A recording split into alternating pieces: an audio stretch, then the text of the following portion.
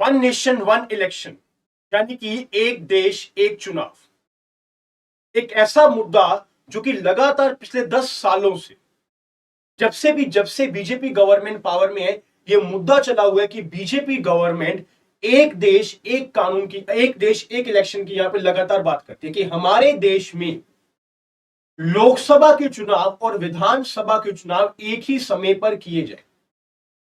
Now see, ये पूरा का पूरा इशू है क्या, अभी दोबारा यहां पे इंपॉर्टेंट भी बन चुका है।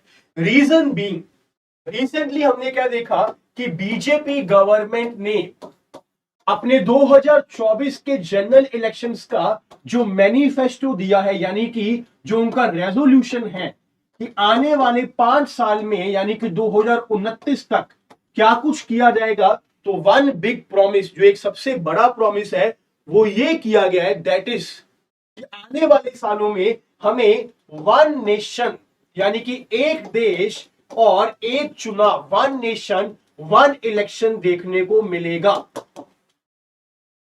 ऐसा कैसे होगा? अब हम सब लोग जानते हैं कि अभी अभी 2024 में आने वाले एक महीने में ऑलरेडी इलेक्शंस अभी शुरू हो चुके हैं।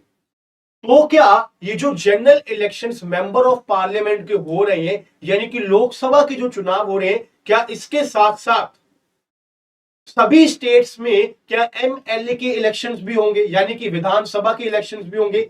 इसको हम लोग बोलते हैं वन नेशन वन इलेक्शन। यानी कि जितनी भी हमारी स्टेट्स हैं इंडिया में, और लोकसभा के चुनाव इकट्ठे करवाए जाएं, यानी कि साइमल्टेनियस इलेक्शन को ही हम लोग क्या बोलते हैं, वन नेशन वन इलेक्शन। अब ये जो मुद्दा है ना वन नेशन वन इलेक्शन का, इससे हमें एक सिंपल सा पॉइंट ये तो समझ आ जाता है कि अल्टीमेटली जो पैसा लगता है इलेक्शंस के ऊपर, यानी कि जो burden election commission of India के ऊपर होता है, वो तो रिड्यूस हो जाता है। Very very simple thing. इतना सारा पैसा खर्च किया था कि आज यहां पे 2024 में जनरल इलेक्शंस है, लोकसभा के इलेक्शंस है, उसके बाद 6 महीने में किसी स्टेट में इलेक्शन होंगे, फिर यूपी में इलेक्शन हो जाएंगे, फिर पंजाब में इलेक्शन हो जाएंगे, फिर गुजरात में इलेक्शन हो जाएंगे, जिसके कारण पॉलिटिकल पार्टीज का जो माइंड है, जो उनका प्रॉपर यहां पे जो मेन फोकस है, वो हमेशा इलेक्शन में ही रहता है। ये एक प्रॉब्लम हमारे देश को देखने को मिलती है, और इसी का जो सोल्यूशन है वो ये है कि एक देश में एक ही बार चुनाव हो और उसके बाद 5 साल के लिए गवर्नमेंट अपना अपना काम करे, अपनी अपनी डेवलपमेंट एक्टिविटी के ऊपर फोकस करे। तो ऐसा हम लोग वन नेशन वन इलेक्शन को लेके आने में किसी को प्रॉब्लम हो सकती है? The answer is no. If we talk about the term one nation one election, see, one nation one election का मतलब होता है कि स्टेट असेंबली के इलेक्शन और पार्लियामेंट के इलेक्शंस यानी कि लोकसभा के इलेक्शन को सिंक्रोनाइज किया जाए। सिंक्रोनाइज किया जाए यानी कि साइमल्टेनियस इलेक्शन करवाए जाए। इसका सिंपल सा एग्जांपल ये है कि मान लो जो अभी 2024 में इलेक्शन हो रहे हैं, उसी के साथ साथ सभी स्टेट्स में एमएलए के इलेक्शंस भी करवा दिए, और उसके बाद 5 साल के लिए इलेक्शन कमीशन ऑफ इंडिया छुट्टी पर, और सारी की सारी सरकारें अपने काम पे लगी हुई है, अपनी डेवलपमेंट एक्टिविटी पे लगी हुई है। राइट? ऐसा इस बार नहीं हो रहा है। ये मैनिफेस्टो में लिखा गया है कि 2029 वाले इलेक्शन से पहले पहले वन नेशन वन इलेक्शन हमें देखने को मिले। नो, द प्रॉब्लम इज, क्या वन नेशन वन इलेक्शन में किसी भी पार्टी को क्या कोई प्रॉब्लम है? If you talk about any national party, अगर हम किसी भी नेशनल पार्टी की बात करें, जैसे कि बीजेपी हो गई या फिर इंडियन नेशनल कांग्रेस हो गई, देयर इज नो डिसएग्रीमेंट। कोई भी party one nation one election के खिलाफ नहीं है। इवन तो अगर हम यहां पे हिस्ट्री में जाके देखें ना, तो हिस्ट्री में जब हमारा देश आजाद हुआ था, तो जब पहली बार इलेक्शंस कंटेस्ट हुए थे इन द ईयर 1952, 1957 एंड 1967, यानी कि आजाद होने के बाद 1967 तक साइमल्टेनियस इलेक्शन हमें देखने को मिलते थे। तो अब ये इलेक्शन हमें क्यों देखने को नहीं मिलते? अब यहां पे इलेक्शन देखने को क्यों नहीं मिलते? रीजन भी, क्योंकि विद टाइम यहां पे जो साइमल्टेनियस की जो प्रैक्टिस थी, ये डिसरप्ट हो गई। और डिसरप्ट होने का कारण क्या है? डिसरप्ट होने का कारण है प्री मैच्योर डिसोल्यूशंस या फिर एक्सटेंशन ऑफ टर्म। अगर किसी state government pre mature dissolve हो जाती है, यानी कि अगर कोई स्टेट गवर्नमेंट की मशीनरी फेल हो जाती है, तो उस केस में उस पार्टी को रिमूव कर दिया जाता है। यानी कि मान लो अगर पंजाब स्टेट में, अगर पंजाब की स्टेट गवर्नमेंट की मशीनरी फेल हो जाती है तो वो प्री मेच्योर डिसॉल्व हो गई, तो उस केस में पंजाब में इलेक्शंस तभी करवाए जाएंगे। या फिर अगर किसी टाइम में एक्सटेंशन करेगी टर्म की, तो यानी कि 5 से 6 साल हो गए, तो अलग अलग स्टेट्स का अलग अलग पीरियड बन गया, एंड जो उनका एंड पीरियड है ना, जो यहां पे टर्म का जो लास्ट पीरियड है वो अलग अलग हो गया। अब किसी का इलेक्शन यहां पे किसी के 5 साल 2022 में कंप्लीट हो रहे हैं, किसी के 2023 में, किसी के 2024 में, किसी के 2025 में। इसी कारण साइमल्टेनियस इलेक्शन की जो यहां पे प्रोसीडिंग है वो डिसरप्ट हो गई।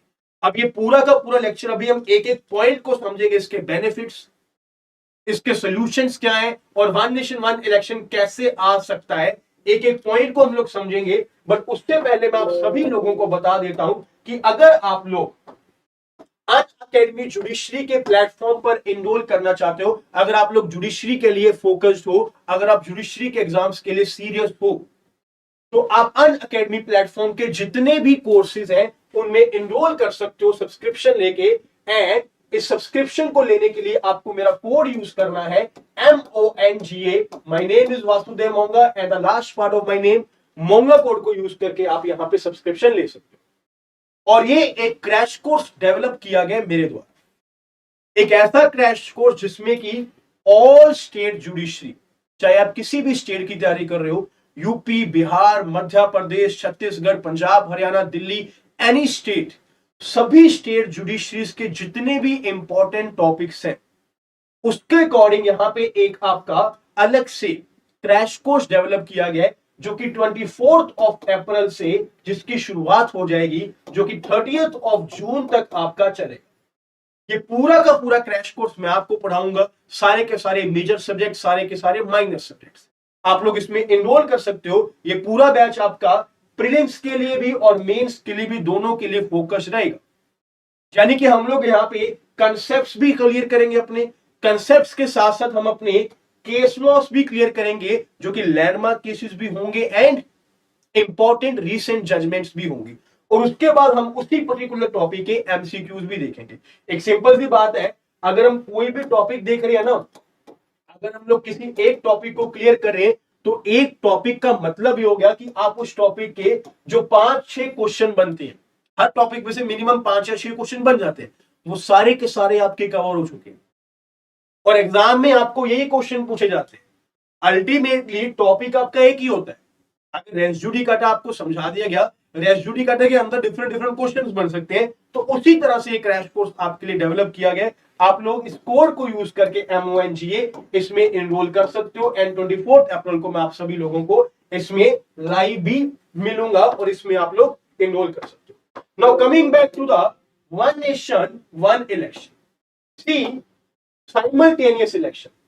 अगर हम लोग फर्स्ट जनरल इलेक्शंस की बात करें to the Lok Sabha and the state legislative assemblies, यानी कि एमपी के इलेक्शन और MLA के इलेक्शन 1952 से लेकर 1957, 1962 एंड 1967, यानी कि टिल द ईयर 1967 हमें साइमल्टेनियस इलेक्शन देखने को मिलते थे। एक ही बार में सारी की सारी स्टेट्स के इलेक्शन और यहां पे लोकसभा के इलेक्शंस होते थे।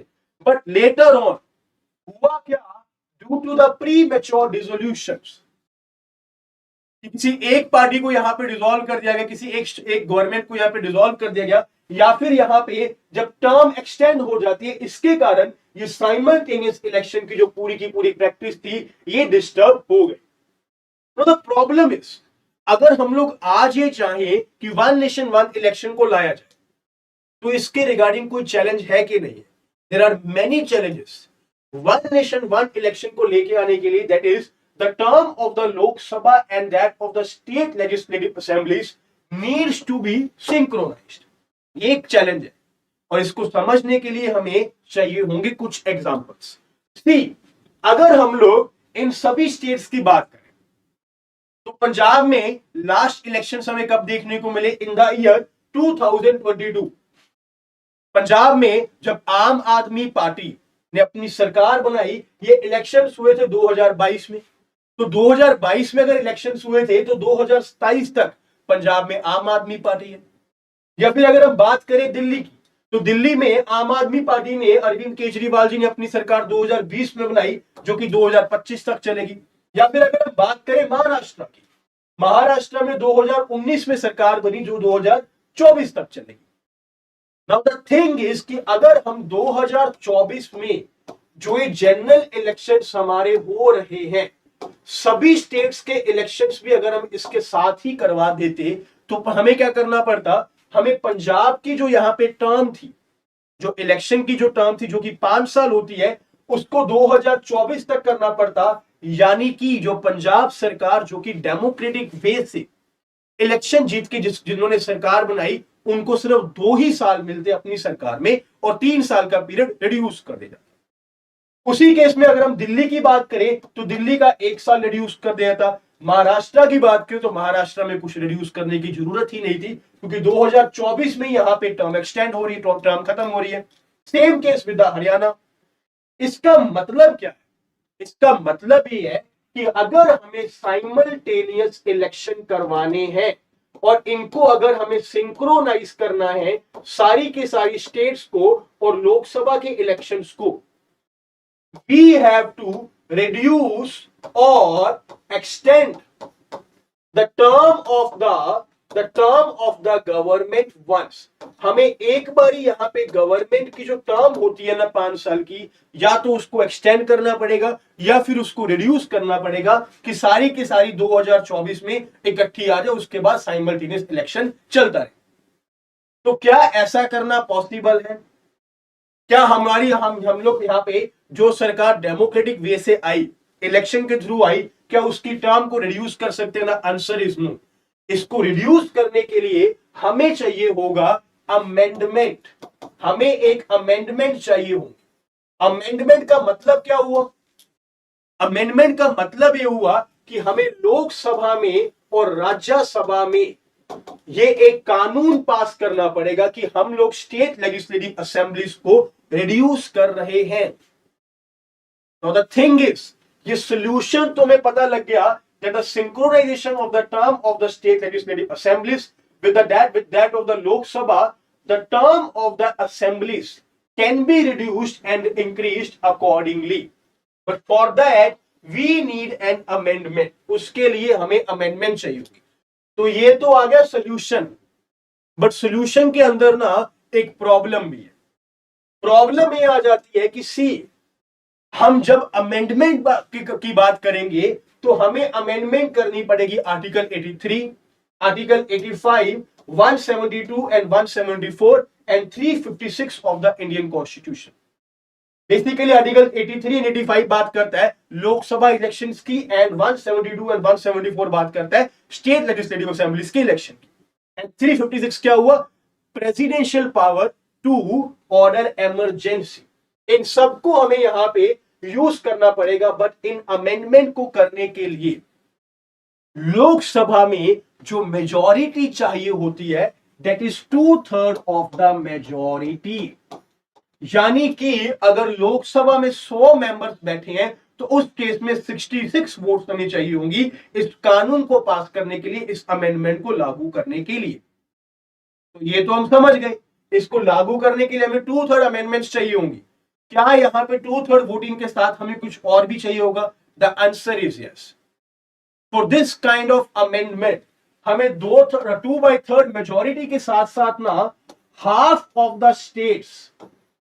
ऑफ स्टेट्स की रेटिफिकेशन भी चाहिए होगी, जो कि एक प्रॉब्लम है कि अगर हम इतनी सारी स्टेट्स में यहां पे टर्म को रिड्यूस करने की बात करें या एक्सटेंड करने की बात करें, तो जो अमेंडमेंट करने के लिए जो प्रोसीजर है कि 2/3 मेजॉरिटी के साथ साथ half number of the states यहां पे उसको अप्रूवल दे, इस चीज का मिलना मुश्किल हो जाएगा।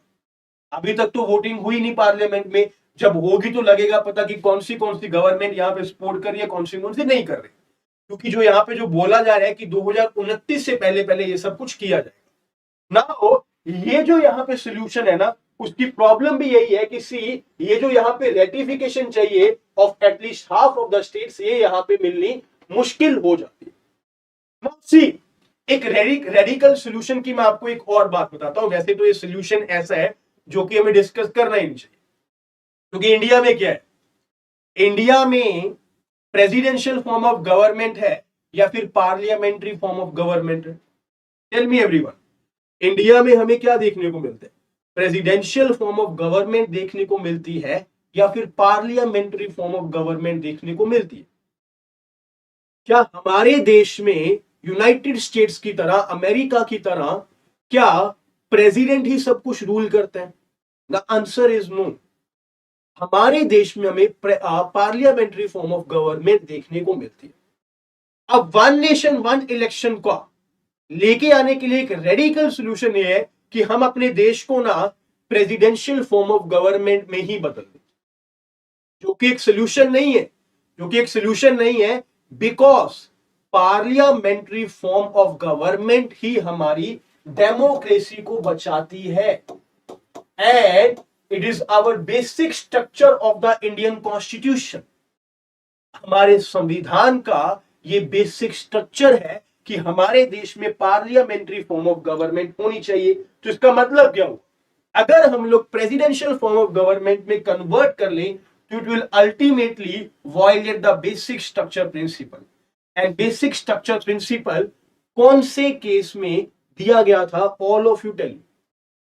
कि बेसिक स्ट्रक्चर डॉक्ट्रिन जो हमें दिया गया था कि ये जो यहाँ पे कुछ spirits of the Indian constitution है, इसको किसी भी हालात में वायलेट नहीं कर सकते। ये कौन सी लैंडमार्क जजमेंट में दिया गया था? जिसमें कि 13 जजेस की जजमेंट आई थी एंड 7:6 के साथ ये जजमेंट आई थी। आज तक की सबसे बड़ी जजमेंट हमें देखने को मिली, सबसे बड़े बेंच की जजमेंट है। The name of the judgment is the Kesavananda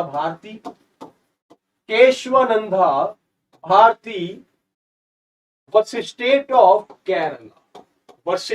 of Kerala की ये जजमेंट, और इस जजमेंट को आए हुए 50 साल हो चुके हैं, बेसिकली 51 साल हो चुके हैं।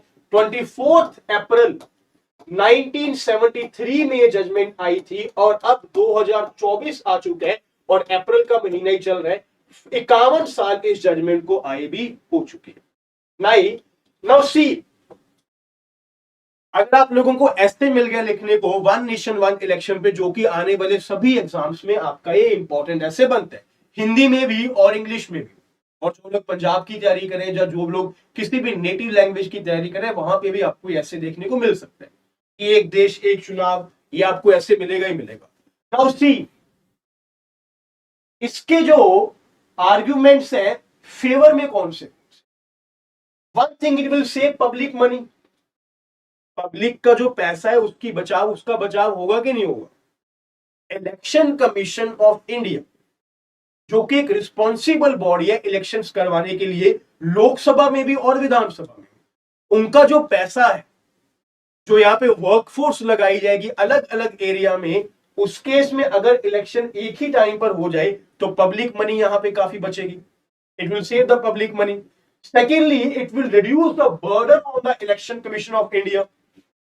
जो हमारी पूरी की पूरी एडमिनिस्ट्रेटिव सेटअप है, जो यहाँ पे सिक्योरिटी फोर्सेस यहाँ पे डिप्लॉय की जाएंगी, उसके ऊपर बर्डन कम होगा। Secondly, timely implementation of the government policies, the most important point, timely implementation of the government policies.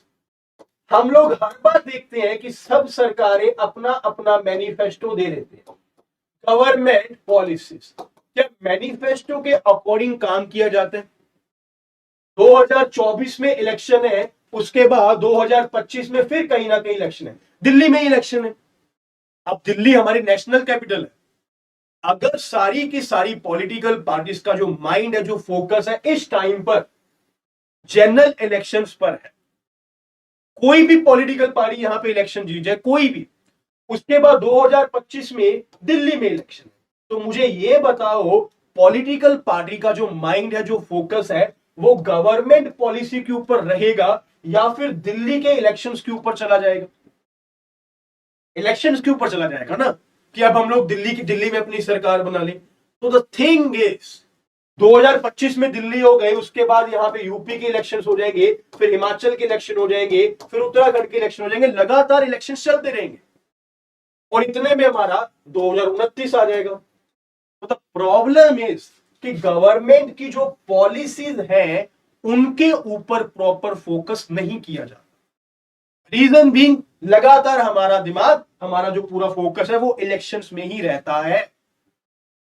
और इसी चीज को ठीक करने के लिए वन नेशन वन इलेक्शन एक बहुत अच्छा हथियार बन सकता है कि जो भी सरकार आएगी वो गवर्नमेंट पॉलिसीज के ऊपर ध्यान देगी और 5 साल बाद जब दोबारा इलेक्शंस होंगे तो इलेक्शंस इसी के बेस पे होंगे कि पिछले 5 साल में कौन सी डेवलपमेंट एक्टिविटी, कितनी ग्रोथ हमारे कंट्री में हुई है, उसी के आधार पर पूरी की पूरी वोटिंग सिस्टम होगी। और एक पॉइंट और, ड्यू टू दिस ना कि 2024 में इलेक्शन हो गए, फिर 25 में इलेक्शन हो गए, फिर 26 में इलेक्शन हो गए, इसी के कारण गवर्नमेंट्स जो है ना वो शॉर्ट टर्म गोल्स के ऊपर ध्यान देती है।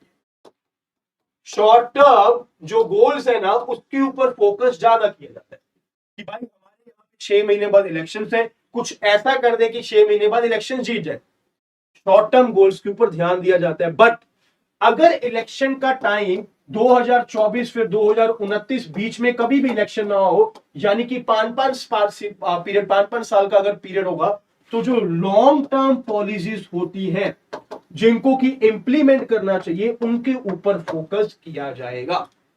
Very very important point.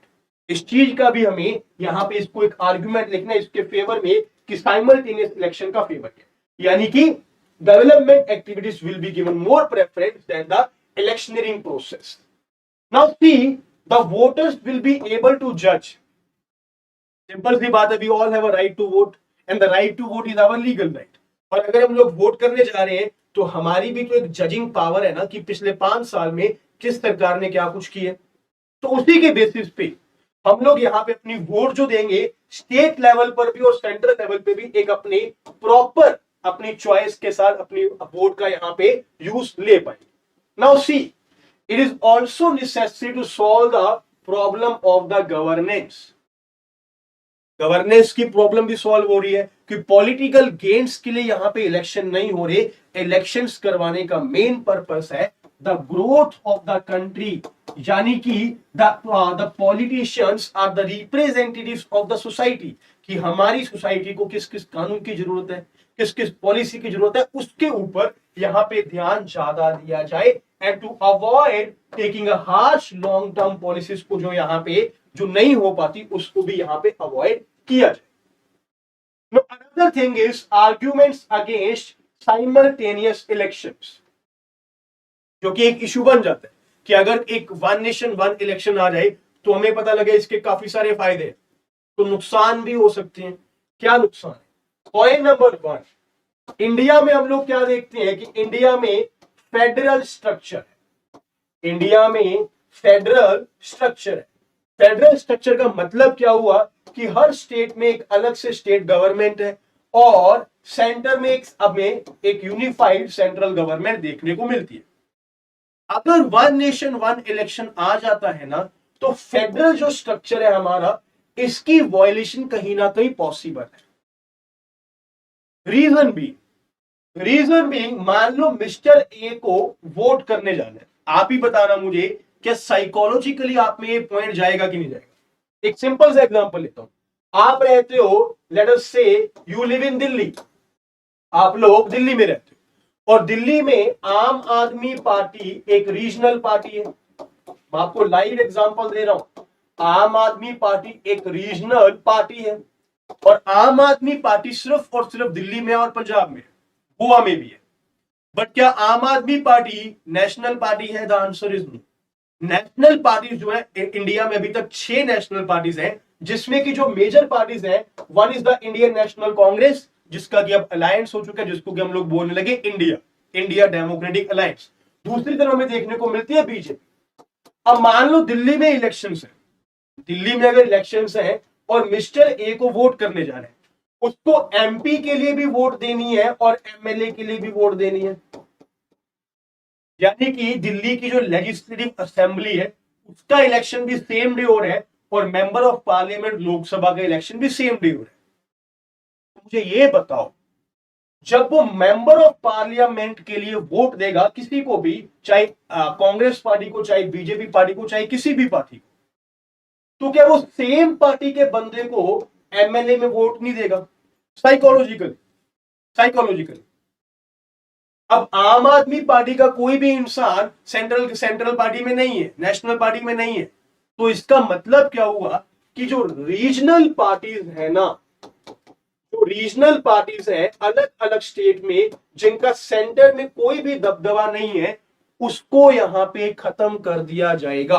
Ultimately उनकी कोई वैल्यू ही नहीं रह जाएगी। कोई भी इंसान वोट करने जाएगा, सेम पार्टी को वोट देगा, सेंटर में भी और स्टेट में भी।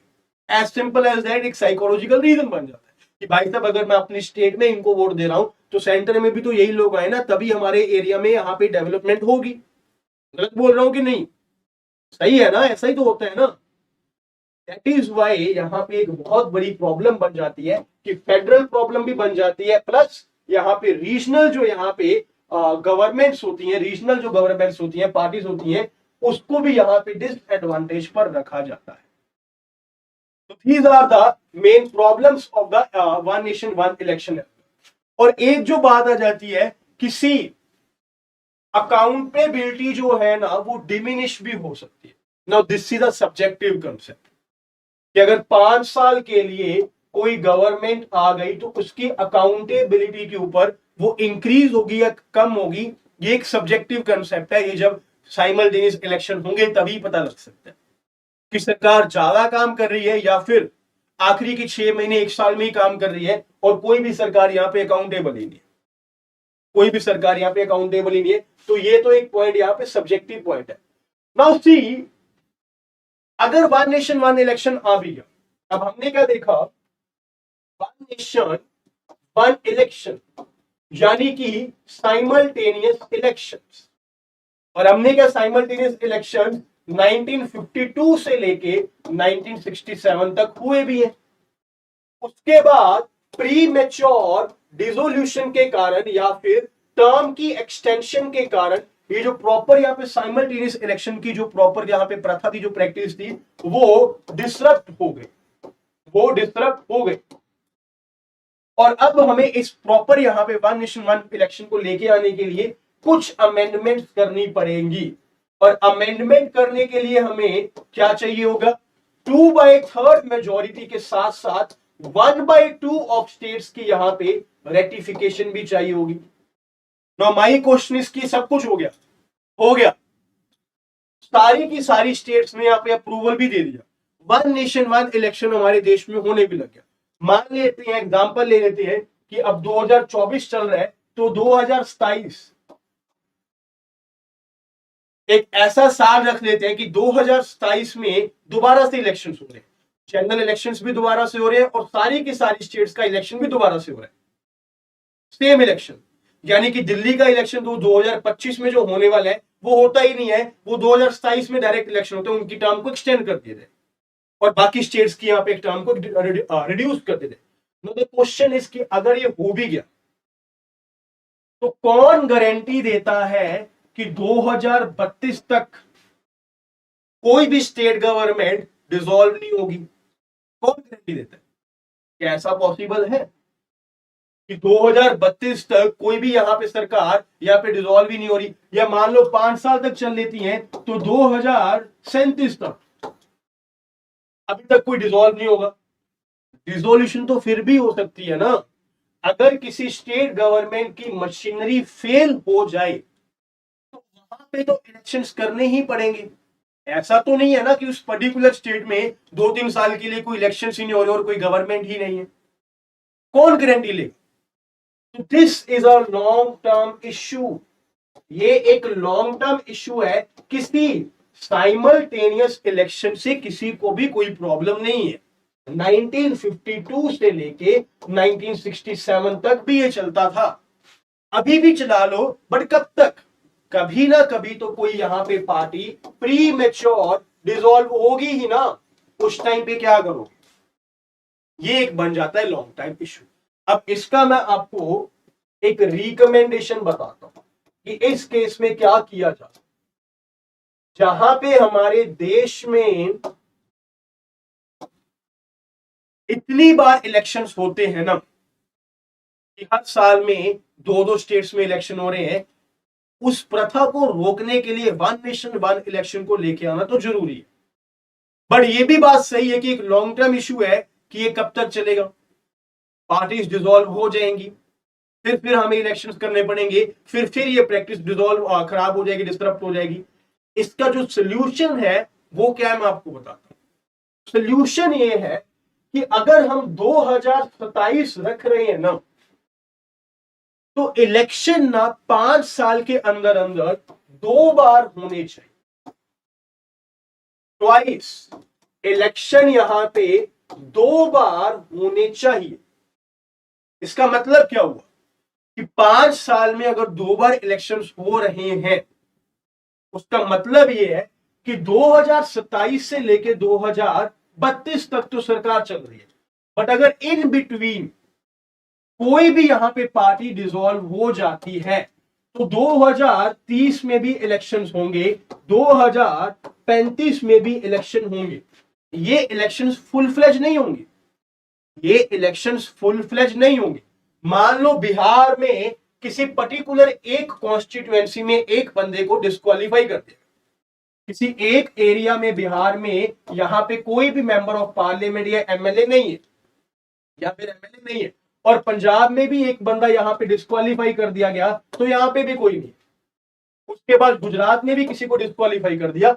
इनका जो इलेक्शन होगा, ऑल दोज मेंबर्स जो कि डिस्क्वालीफाई हो चुके हैं या फिर ऑल दोज पार्टीज जिनको यहां पे प्री मैच्योर डिसॉल्व कर दिया गया, उनके लिए इन बिटवीन द टाइम यहां पे एक बारी इलेक्शंस करवाए जाएंगे। यानी कि 5 साल में ना 2 बार इलेक्शंस बचे। और जब ये इलेक्शन होगा तो बिहार में भी, पंजाब में भी, गुजरात में भी सेम टाइम पे इलेक्शन होगा। आप लोग मेरी बात समझ पा रहे हो मैं क्या बोल रहा हूं? मान लो 2027 में गवर्नमेंट आ गई, ये गवर्नमेंट अपनी चल रही है, 2032 तक चल रही है, 2037 तक चल रही है, व्हाटएवर। इन बिटवीन टाइम अगर कोई मेंबर ऑफ पार्लियामेंट डिस्क्वालीफाई हो जाता है, अगर कोई एमएलए डिस्क्वालीफाई हो जाता है किसी भी एरिया से इंडिया में, किसी भी एरिया से इंडिया में, तो इनका इलेक्शन अलग से होना चाहिए सेम टाइम से, सेम टाइम पे। दोबारा समझा रहा हूं बात। मान लो पटना के जो एमपी हैं उनको डिस्क्वालीफाई कर दिया गया फॉर सम रीजन, पटना के जो एमपी है उनको डिस्क्वालीफाई कर दिया। उसके बाद पंजाब के जो एमएलए हैं पटियाला में, उनको भी डिस्क्वालीफाई कर दिया गया। In between the time, in between time उनको डिस्क्वालीफाई कर दिया गया। अब लेट अस से कि 2029 में एक सीट ना एमपी की खराब हो गई, डिस्क्वालीफाई कर दिया गया, और उसके बाद 2030 में एक एमएलए को सस्पेंड कर दिया गया, निकाल दिया गया। अब ये जो 2 सीट्स है ना, इनमें इलेक्शंस होने, यहां पे इनको सीट्स को भरने की जरूरत है, तो इनका इलेक्शन, और ऐसा होता रहता है सभी स्टेट्स में, काफी सारे मेंबर्स को डिस्क्वालीफाई कर दिया जाता है, किसी की डेथ हो जाती है तो वो सीट वेकेंट हो जाती है, वहां पे इलेक्शंस होने। उनके लिए एक पर्टिकुलर टाइम होना चाहिए कि हर 5 साल के अंदर, यानी कि हर 2.5 साल बाद इलेक्शन होंगे। एक बारी तो फुल फ्लेज इलेक्शन, और जो यहां पे 2.5 साल बाद इलेक्शन करवाए जाएंगे ओनली उन दोस पर्टिकुलर सीट्स जहां पे कोई सीट वेकेंट है।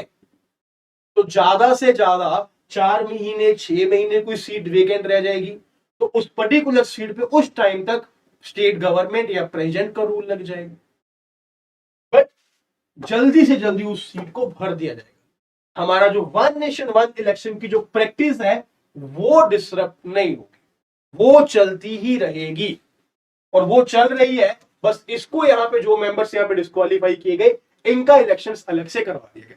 बेसिकली बोला ये जा रहा है कि इलेक्शंस आफ्टर एवरी 2.5 ईयर्स, हर 2.5 साल में इलेक्शंस करवा दो, जिसमें कि जो 5-5 साल वाले गैप में इलेक्शंस हो रहे हैं, ये यहां पे फुल फ्लेज इलेक्शंस हो रहे हैं, और जो इन बिटवीन टाइम जो इलेक्शंस हो रहे हैं वो सिर्फ और सिर्फ वेकेंट सीट्स के लिए ही इलेक्शंस करवाए जा रहे हैं. This is the solution to this. Am I clear everyone? One nation one election सबको अच्छे से समझ आया कि इसमें प्रॉपर यहाँ पे लॉन्ग टर्म इश्यू हमें क्या देखने को मिलता है. वन नेशन वन इलेक्शन, एक देश एक चुनाव. इलेक्शंस को सिंक्रोनाइज करना, साइमल्टेनियस इलेक्शन करवाने लोकसभा के और विधानसभा के. सिंक्रोनाइज करने के बाद इसको करने के लिए हमें अमेंडमेंट्स करने की जरूरत है. अमेंडमेंट्स के लिए हमें majority plus half of the states की रेटिफिकेशन चाहिए या फिर प्रेसिडेंशियल फॉर्म ऑफ गवर्नमेंट चाहिए, जो कि सब कुछ गलत है. इन सबको करने के बाद जो सोल्यूशन है वो ये है कि हम लोग 5 साल में 2 बार इलेक्शंस करें. आई होप आप सबको अच्छे से इशू समझ आ चुका होगा कि पूरा का पूरा कंसेप्ट. इसी तरह से हम लोग इसी ऐसे करंट टॉपिक्स को समझते रहेंगे. I will see you people again in the next lecture. Thank you so much. जय हिंद.